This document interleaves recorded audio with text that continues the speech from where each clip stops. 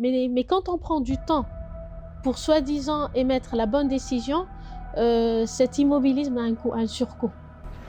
Bizarrement, on voit les bons comportements chez des personnes qui n'ont pas fait beaucoup d'études.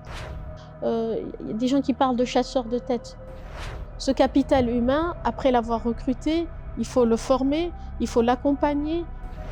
Vous pouvez être un dirigeant, mais vous ne pouvez pas disposer de toutes les compétences techniques. Il faut, quelque part, apprendre à prendre un peu sur soi. Je veux dire, ça ne dégage pas une bonne image. On se dit que cette personne, quelque part nomade, tout cet aspect de renforcement des compétences, de coaching, de gestion de carrière, de formation, n'est pas encore bien ancré. Contre les réunions qui s'éternisent. Okay. 3 heures de réunion ne veut pas dire que c'est une bonne réunion.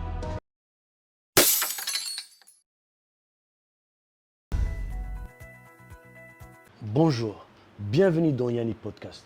Aujourd'hui, nous parlons management et gestion des ressources. Comment mieux organiser, diriger et utiliser ces ressources pour transformer son entreprise. Et pour en parler, j'ai le plaisir d'accueillir une spécialiste qui nous expliquera comment ces facteurs concourent à faire grandir votre entreprise.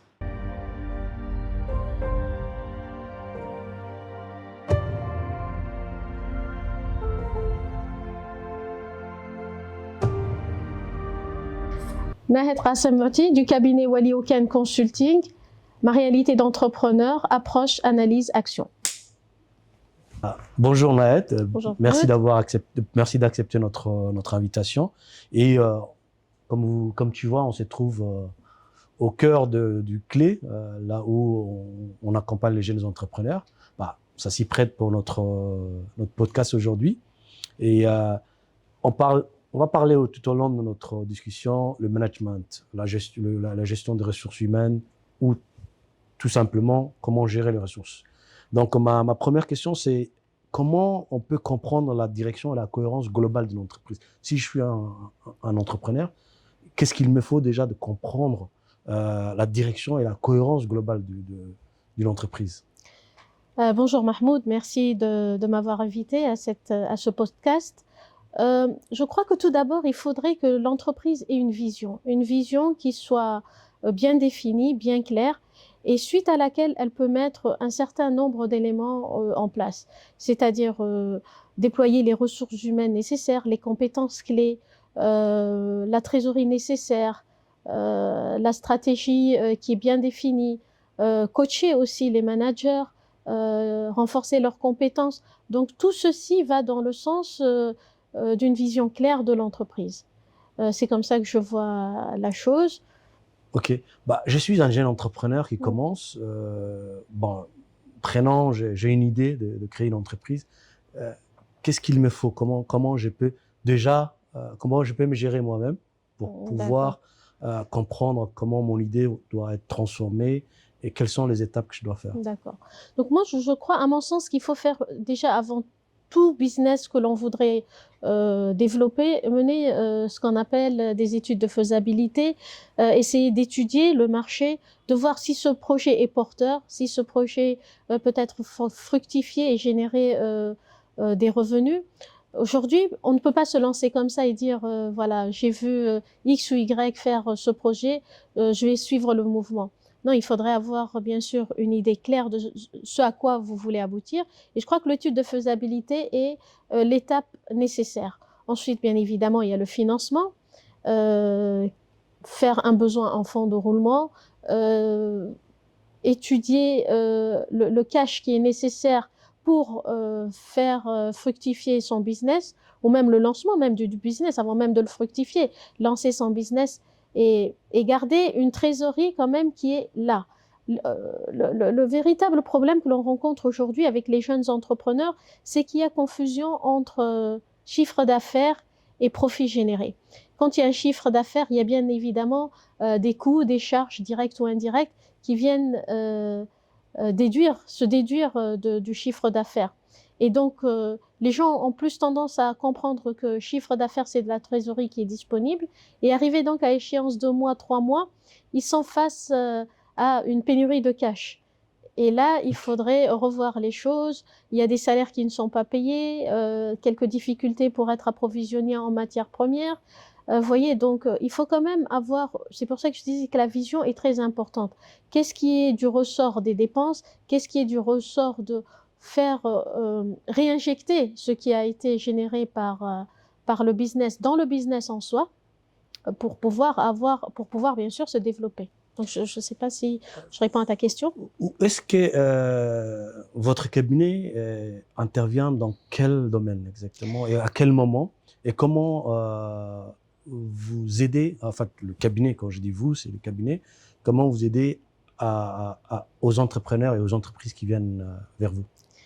Très bien. Donc nous, quand nous sommes sollicités par des entreprises, parfois, on va dire, on a des problèmes d'ordre organisationnel.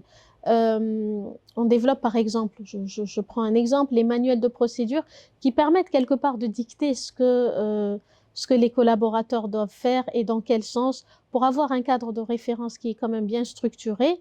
Et aussi pour éviter à ce que lorsque une personne soit absente, que le travail ne puisse pas être, qu'il y ait toujours une continuité du business. Donc, nous sommes surtout sollicités pour, par exemple, développer des manuels de procédure, coacher aussi certains collaborateurs. Quand les managers nous demandent de coacher certains profils parce qu'ils pensent que telle ou telle compétence n'est pas encore assez solide auprès de ce collaborateur, et il faut l'accompagner pour atteindre, je dirais, une fonction bien précise. Donc, on est là pour coacher les entreprises. Après, il y a des entreprises, par exemple, qui préfèrent se focaliser sur leur principal domaine de compétences.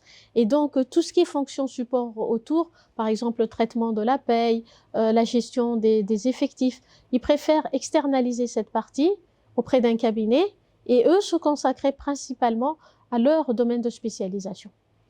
Ok. Est-ce que c'est mieux d'externaliser ou est-ce que c'est mieux d'avoir... Je trouve que, enfin, pour nous, d'un point de vue cabinet, c'est toujours intéressant parce que on n'est pas dans un secteur d'activité bien précis. Okay. On a des secteurs d'activité divers et variés. Ça nous permet aussi de ne pas rester concentré dans un domaine bien précis. Donc, tu peux imaginer que ceci va inévitablement aussi nous renforcer le service que l'on peut proposer à nos clients. Est-ce qu'on peut réussir sans vision? Pour moi, non. Pour toi, non. Pour moi, non. D'accord, très bien. Et je voulais savoir aussi la gestion de ressources humaines. Donc, le facteur humain est très important en entreprise. Est-ce que je peux réussir mon entreprise tout seul? Jusqu'à un certain niveau, mais vraiment à un certain niveau. Mais je pense qu'aujourd'hui, on parle plus de cohésion d'équipe, on parle plus... D'ailleurs, je n'aime pas le terme, par exemple, employé. Aujourd'hui, pour moi, c'est un terme à bannir. Je préfère plus être dans l'esprit de collaborateur. On met tous la main dans la pâte, entre guillemets, pour faire avancer la société. Maintenant, je dirais comme tu le précises, vraiment à une petite échelle, on peut travailler entre guillemets en solo. Mais sinon, non, on a besoin d'une équipe pour faire porter ce projet, pour le faire aboutir. Et quand on parle de la fonction des ressources humaines, actuellement, c'est appelé la gestion des ressources humaines. Antérieurement, c'était appelé la fonction, le service du personnel. Mais ils ont compris que personnel, c'est pas vraiment quelque chose qui est pris au sens le plus large, dans un sens large. On parle de gestion des ressources humaines parce que ce capital humain, après l'avoir recruté, il faut le former, il faut l'accompagner, il y a une gestion des carrières, il y a une formation, il y a tout un aspect qui doit être, qui est revu avec la gestion des ressources humaines. Donc, comme tu es spécialiste dans ce domaine, je suis tenté à savoir, est-ce que aujourd'hui le management, la gestion de ressources est vraiment ancré dans les entreprises djiboutiennes ou c'est une idée vague? Non, pas tout à fait. Aujourd'hui, la fonction des ressources humaines, on est encore au stade de la paye, des déclarations fiscales, sociales, mais tout cet aspect de renforcement des compétences, de coaching, de gestion de carrière, de formation, n'est pas encore bien ancré dans l'environnement professionnel djiboutien. Ok. Moi, entrepreneur, est-ce que c'est important de penser à est-ce que mes collaborateurs puissent avoir toutes les capacités pour que l'entreprise puisse grandir, ou est-ce que je dois me focaliser à faire grandir mon entreprise et avoir beaucoup plus d'argent? Il est pertinent que vos collaborateurs doivent vous accompagner dans l'atteinte de cet objectif parce que vous seul, vous ne pouvez pas faire les choses. Et il faut vous dire que vous pouvez être un dirigeant, mais vous ne pouvez pas disposer de toutes les compétences techniques que dispose votre équipe. Donc, si vous avez quelqu'un qui est plus dans la comptabilité, quelqu'un qui est dans la production, quelqu'un qui est dans la gestion des ressources humaines, vous avez besoin de tous ces profils pour vous accompagner dans l'atteinte de vos objectifs. Mais si vous vous dites je y arriverai seul, non, ce n'est pas possible. Le projet est porté par toute une équipe, à commencer même par la technicienne de surface. Elle apporte sa pierre à l'édifice. C'est inévitable. Il y a des gens, par exemple, qui disent la technicienne de surface, bon, c'est un sous-métier. Non, je suis désolée. Le jour où elle n'est pas là, on est perdu. D'accord. Et alors, quand on regarde un peu tout ça, votre cabinet, comment elle oriente, comment elle fait comprendre à l'entrepreneur que le management et la gestion des ressources, c'est aussi important que la recherche du financement? Écoutez, nous, généralement, on a un objectif ou une stratégie d'une entreprise qui nous est communiquée. On nous dit, notre vision, c'est d'arriver à horizon 3 ans à ce point. De notre côté, on estime les ressources nécessaires qu'il faudrait à cette entreprise pour les accompagner dans l'atteinte de cet objectif. Et parfois, c'est des compétences qui sont disponibles localement. Par moment, non. Il faut faire appel à l'expatriation. Donc, on est là pour rendre cet objectif, je dirais, atteignable à travers des compétences solides que l'on cherche à mettre en place. Il y a des gens qui parlent de chasseurs de tête. Pas vraiment des chasseurs de tête, mais on est là à vouloir chercher les bons profils pour accompagner cette entreprise dans l'atteinte de ses objectifs. Et si, posons, je suis un jeune entrepreneur, je ne sais pas par où commencer, j'ai une idée. Comment votre entreprise, comment elle allait m'aider à trouver mon chemin? Alors, A plus B, exactement, qu'est-ce que je dois faire? Alors, généralement, les jeunes entrepreneurs viennent nous voir avec le métier qu'ils souhaitent développer ou mettre en place, l'activité qu'ils souhaitent développer. Nous mettons en place un business plan pour dire voilà les ressources nécessaires, le capital humain qui vous est nécessaire, parfois le financement, enfin même pas parfois, le financement aussi qui vous est nécessaire, l'investissement en machines, ou on veut dire les immobilisations corporelles qu'il vous faut. Et on établit un business plan à horizon 2-3 ans. On lui présente ce business plan. Et ensuite, donc, s'il veut toujours mettre son activité en place, il essaye, ce business plan est décliné, et donc ça passe en action concrète. Et bien sinon, voilà, il trouve que c'est un peu compliqué pour lui ou pour elle, décide de se reconvertir vers peut-être un autre métier ou un autre secteur d'activité. Comment recruter et fidéliser les bons profils avec peu de moyens? Alors aujourd'hui, Mahmoud, sans te cacher que c'est le problème auquel nous faisons face ici à Djibouti. Nous avons des jeunes qui sont diplômés, mais que je trouve par moments très volatiles. C'est-à-dire qu'ils font 2 ans dans une entreprise, ils cherchent à bouger vers une autre structure, puis encore dans une autre structure. Le fait d'être mobile est très bien. Je ne remets pas en cause ceci. Mais il faudrait aussi que le délai soit suffisant pour que la personne sente qu'il y a eu de l'acquis, qu'elle a acquis un certain nombre de connaissances. Parce que les études universitaires, c'est une chose, et la vie active, c'en est une autre. Le fait de renforcer ces qualifications, je dirais, universitaires par un savoir qui a été acquis au fil dans le milieu professionnel, c'est un atout. Mais il faudrait peut-être se décider à bouger quand vous pensez que vous avez acquis ce qui est nécessaire pour pouvoir quelque part vous revendre vers une autre entreprise. Mais vous avez des gens, par exemple, et ce qu'on rencontre assez souvent, nous, en RH, des personnes qui ont été recrutées en janvier 2026. Vous postez une offre d'emploi et vous voyez des gens qui sont en poste depuis janvier 2026, qui souhaitent déjà quitter l'entreprise auprès de laquelle ils ont été recrutés et bouger vers une autre structure. Qu'est-ce qui amène ça? Je ne sais pas.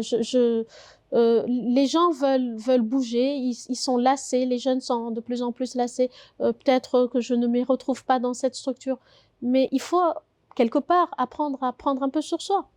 Se dire, je me donne le temps d'apprendre. Et ce temps, vous pouvez dire que c'est 1 an, 2 ans, mais on ne peut pas parler de quelques mois, janvier. Généralement, moi, je suis alertée par des CV pareils. Lorsque on a une plateforme sur Walioken, qui est la plateforme Jobs, lorsque on voit des CV qui arrivent de personnes fraîchement recrutées auprès d'entreprises, par exemple en janvier, je donne juste un exemple, c'est ça, titre d'exemple, en janvier 2026, et que, par exemple, au mois de mai, cette même personne cherche à se reconvertir et à changer d'entreprise, il y a quand même un point d'interrogation qui vient de se poser. Aussi, on peut avoir des CV, être face à des CV où vous voyez une mobilité tous les 2 ans. Donc, une personne, sur 16 ans de carrière professionnelle, a fait 8 entreprises.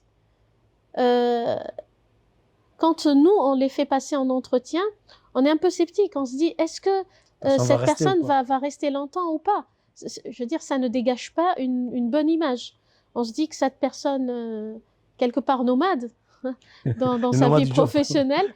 Et donc, moi, j'alerte les jeunes. Je leur dis, attention, ce genre de, on va dire, de mobilité n'est pas recommandé, parce que ça voudrait dire que vous ne prenez pas le temps d'acquérir un certain savoir et de penser de montrer que vous êtes là pour acquérir un savoir, renforcer, et puis qui sait, accompagner l'entreprise dans son développement et son évolution. Manager, est-ce diriger ou accompagner? Pour moi, c'est accompagner. Et qu'en est-il le manager aujourd'hui dans différentes entreprises à Djibouti? L'anecdote, on me dit pas souvent, parfois, un manager, enfin un directeur général ou un manager, appelle ses collaborateurs et pendant 30 minutes, c'est lui qui parle et elle pose des questions. À la fin, c'est lui-même qui répond tout et la réunion est finie. Alors, je vais juste parler un peu de mon passé. Avant que je n'ouvre mon cabinet il y a 10 ans, je travaillais dans l'industrie pétrolière pendant 18 années. Et j'ai appris beaucoup de choses dans l'industrie pétrolière. Je pouvais même être face à des directeurs qui prennent leur tasse de café et viennent dans le bureau des collaborateurs pour montrer que l'ascenseur ne va pas dans un sens, mais plutôt dans les 2 sens. Aujourd'hui, le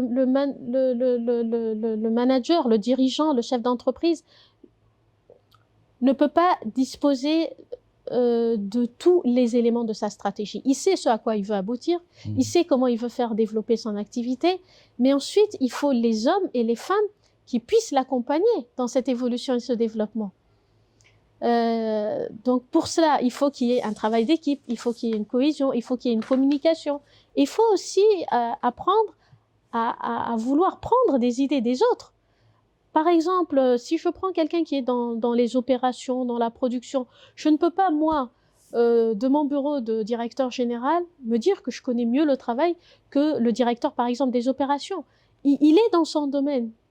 Je ne peux pas connaître les choses mieux que lui. Par contre, j'ai besoin de son appui pour avancer. J'ai besoin de l'appui de ma DRH pour avancer. J'ai besoin de l'appui de mon directeur financier pour m'alerter sur certains ratios. Mais je veux dire, aller toute seule, non, c'est plus possible aujourd'hui. Donc, je dois m'appuyer sur toutes mes collaborateurs. Effectivement. D'accord. Il y a un autre problème aussi. On parle toujours de gestion de ressources, mais la gestion financière et optimiser les ressources, par exemple. Comment je peux maîtriser mes ressources financières, en fait, gérer le trésorerie pour assurer une durabilité? Alors, bizarrement, on voit les bons comportements chez des personnes qui n'ont pas fait beaucoup d'études. Ces personnes qui sont analphabètes, moi, par exemple, m'interpellent. Ils savent que Ce qui est généré comme revenu de leur activité, c'est de l'argent qui ne leur appartient pas. Ok. C'est de l'argent avec lequel ils seront obligés de se réapprovisionner. Ils ont besoin de constituer aussi un matelas financier pour faire face à telle ou telle situation, notamment en période de crise. S'il y a par exemple une activité qui ne peut plus être menée avec la même constance qu'auparavant. Mais aujourd'hui, les jeunes ont tendance à confondre chiffre d'affaires et, comme je vous l'avais dit un peu tout à l'heure, chiffre d'affaires et profit généré. Et combien même ce profit existe, il faudrait le réinjecter parce que vous avez besoin d'avoir, je veux dire, une aisance financière, pas pour vous, mais pour la structure que vous avez décidé de mettre en place à horizon 2 ou 3 ans.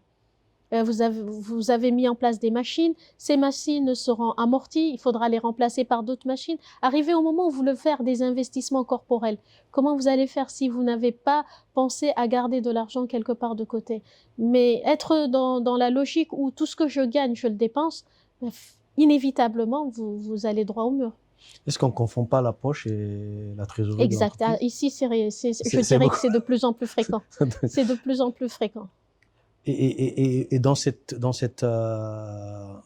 facteur, qu'est-ce que vous faites? Qu'est-ce que votre entreprise, en fait, votre cabinet, comment il interagit avec les entrepreneurs? Nous émettons en fait un certain nombre de recommandations parce que nous, notre rôle est d'émettre des recommandations auprès de nos entreprises clientes. Donc, quand on émet des recommandations, on essaie de leur montrer un scénario qui n'est pas le bon et le bon scénario, entre guillemets, auquel ils doivent aboutir. Et pour aboutir à ce scénario que l'on considère comme bon, ils devraient respecter telle condition, qui par moment sont également des contraintes. Si la personne n'a plus la même facilité pour prendre de l'argent dans les caisses de l'entreprise comme il était habitué à le faire, c'est bien évidemment une contrainte. Vous voyez un peu ce que je veux dire? Yeah, donc, on essaye de l'orienter vers ce qui doit se faire. Et généralement, ils répondent bien. Pour les gens qui ont été face à des situations, je dirais, un peu compliquées d'un point de vue financier, lorsqu'on leur explique et qu'on met en place la méthodologie à suivre, ils sont généralement très répondants. Comment on arrive à faire financer son entreprise et quels sont les facteurs qui permettent à un jeune entrepreneur de maîtriser ça? Alors, il y a le financement, l'autofinancement, il y a déjà sur ses fonds propres. Ça, c'est le cas le plus simple. Puis après, il y a le financement par crédit bancaire. Et par crédit bancaire, il faudrait bien sûr c'est un parcours de combattant. déposer un parcours de combattant, déposer un business plan, montrer que ce projet est fructueux et que surtout, il est porteur dans le pays et dans le contexte local. Parce que je ne peux pas, parce que j'ai vu un projet qui est porteur aux États-Unis, et que je le retranscrive ici, enfin, je sois sûre qu'il soit fructueux en le retranscrivant dans le contexte local. Donc, il faudrait que, ok, je prenne ce projet, je remette les hypothèses locales, je prenne en compte plutôt les hypothèses locales pour dire que ce projet est porteur ou pas. Il y a le microcrédit aussi. Il y a le microcrédit pour des petites entreprises qui est accordé. Donc, on a des structures aussi à Djibouti qui aident les gens à pouvoir lancer leur business. Et comment on parle toujours, c'est les cabinets. Personnellement, toi, comment tu perçois à apporter une aide à de jeunes entrepreneurs pour qu'ils puissent transformer leur idée en entreprise, je veux dire, et quelle aide on pourrait leur apporter ou quel conseil? Déjà, avant même la création d'entreprise, nous réfléchissons sur un moyen de faire des journées portes ouvertes en matière de RH.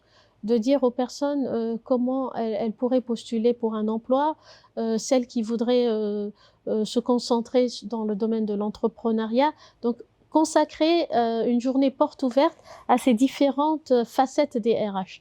Ensuite, pour mettre en place des business plans, accompagner les jeunes entrepreneurs, nous sommes tout à fait disposés à préparer des business plans pour eux et les aider, on va dire, à concrétiser sur papier les projets qu'ils portent. Comment se porte aujourd'hui le marché du conseil, du cabinet de conseil stratégique des entreprises? Est-ce qu'il y en a assez à Djibouti auquel Non. les jeunes peuvent aller pour discuter, pour pouvoir avoir plus d'informations, peut-être avoir plus de compétences par rapport? Il y a très peu de cabinets en stratégie d'entreprise, mais cette fonction aussi est assurée aujourd'hui par des cabinets de commissariat aux comptes ou d'expertise comptable, parce que ces cabinets d'expertise comptable voient les chiffres réels générés par cette entreprise. Donc, ils peuvent émettre aussi un certain nombre de recommandations. Maintenant, en stratégie d'entreprise, je crois qu'il y a très peu de sociétés, peut-être 2 ou 3, qui accompagnent les jeunes entrepreneurs dans la réalisation de leurs projets porteurs. Un chef d'entreprise, il ou elle se doit d'avoir le leadership et la prise de décision. Qu'en est-il? Leadership, prise de décision et prise de décision rapidement aussi. Par moment, il vaut mieux, même si cette décision, ce n'est forcément pas la bonne, mais il faut la prendre rapidement. Je dis pas qu'il faut aller vers l'imprudence, c'est pas ce que je suis en train de dire. Mais quand on prend du temps pour soi-disant émettre la bonne décision, cet immobilisme a un surcoût. On paye plus que si on avait réagi plus rapidement. Aussi, personne, je veux dire, il n'y a aucune entreprise qui ne s'est pas servie de ses erreurs. Et les échecs font aussi rebondir. Donc, je veux dire, ce n'est pas rose pour tout le monde non plus. On se sert de ces échecs, on sait les choses qu'il ne faut plus faire. Mais par contre, si c'est pour se dire, c'est un échec, je me retire, là, c'est pas bon. Et quelle différence il y a entre leadership et management ou manager? Pour moi, un leader est plus complet qu'un manager. Un manager, tout le monde peut prétendre être manager, mais très peu de managers sont des leaders. Le leader, c'est celui qui accompagne son équipe, c'est celui qui met ses équipes au centre du développement de ses activités. Lorsqu'il voit qu'il y a une faiblesse de part et d'autre, il est là pour renforcer les choses.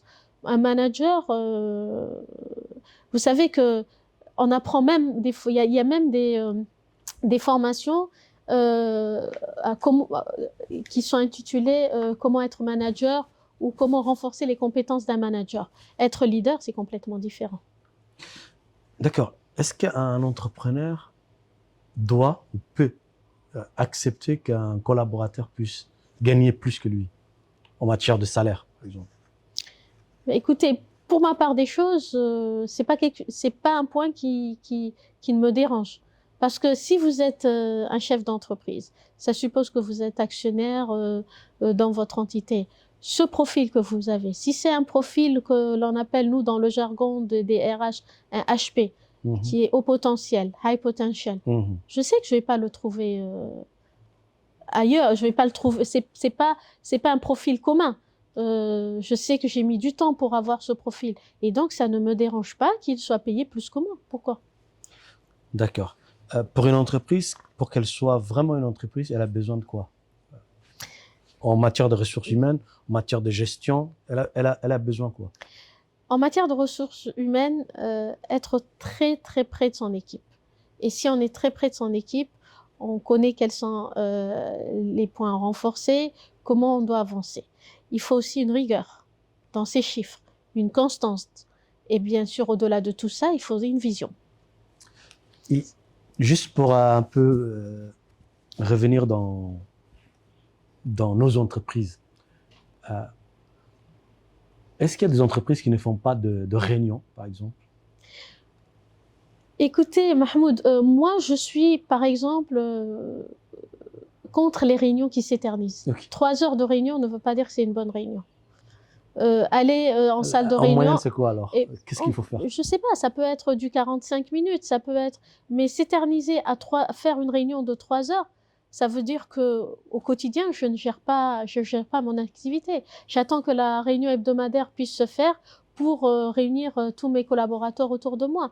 Non, sur une base quotidienne, je dois être près de mes collaborateurs. Et quand on décide de faire une réunion, c'est pour aller à l'essentiel. C'est pas pour s'éterniser 2-3 heures à parler ou à développer des points que l'on pourrait faire au quotidien, chacun dans son bureau.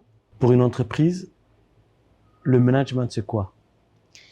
Comme je vous ai dit, le vrai management, c'est être tout près de son équipe, instaurer une bonne communication, instaurer une rigueur dans la préparation des chiffres, parce que ça aussi c'est important. Il y a le principe de la prudence en comptabilité, mais je prends un exemple. Beaucoup de gens disent oui, je tiens bien ma comptabilité, mais très peu d'entreprises parlent de comptabilité de gestion. Très peu d'entreprises, je veux dire, au niveau PME, parlent de la comptabilité de gestion qui est le contrôle de gestion. Parce que quel est par exemple l'intérêt du contrôle de gestion? C'est de pouvoir dire, par exemple, je dis n'importe quoi, sur 3 millions de profits réalisés, il y a peut-être 5 millions qui sont réalisés par un segment d'activité et moins 2 millions qui sont générés par un autre segment d'activité. La comptabilité de gestion permet de savoir dans chaque centre de profit quel est le résultat généré. Et la somme de tout ça, c'est la comptabilité. Donc, on demande rigueur, précision et puis constance et par-dessus tout, aimer son travail. Ok, je suis un entrepreneur. Comment je mesure les ressources humaines dont j'ai besoin pour mon entreprise? Qu'est-ce qui me fait empocher, par exemple? Comme je vous ai dit, si on a une vision, une stratégie, on va se dire au tout début, il nous faudrait employer les profils avec le coût minimum possible. C'est ce que chaque chef d'entreprise souhaite. Minimiser ses coûts, mais pas les supprimer. Il faut pas aussi qu'il y ait des conséquences. On va pas parler de minimisation, on va parler de maîtrise des coûts. Donc, on va dire, OK, j'ai un profil, au lieu, par exemple, de recruter 2 personnes au tout début, je pourrais recruter une personne qui dispose de compétences dans ce domaine et de compétences dans ce domaine. Ça nous permet de maîtriser les coûts. Mais il ne faudrait pas aussi qu'au fil du temps, quand l'activité se développe, que La personne reste à faire tout ça. Voilà, et qu'elle n'ait pas de temps pour elle. On n'est pas là pour avoir des collaborateurs qui quittent l'entreprise à 22 heures pour qu'ils soient malades une fois par semaine. On n'est pas dans cette approche. Donc oui, essayer de maîtriser les coûts au lancement de l'activité avec des profils qui répondent aussi au scénario de départ. Puis après, fructifier ce capital humain. Le développer, demander plus de profils qui soient en adéquation avec le développement de l'activité de l'entreprise. Donc, si je puisse comprendre, que mon entreprise puisse se développer, il faut une bonne gestion, une bonne gestion, un bon management, et comprendre où est-ce que je vais. Exactement. Merci pour cette conversation. Je voudrais juste te demander si tu avais un conseil à dire aux jeunes en matière de management et de gestion de ressources. Moi, je dirais aux jeunes d'être constants, d'avoir de l'ambition, d'avoir de l'audace et de ne pas avoir peur de se lancer dans l'entrepreneuriat. L'entrepreneuriat n'est pas du tout un secteur d'activité à risque. Être entrepreneur, c'est une belle chose. Merci beaucoup. Merci.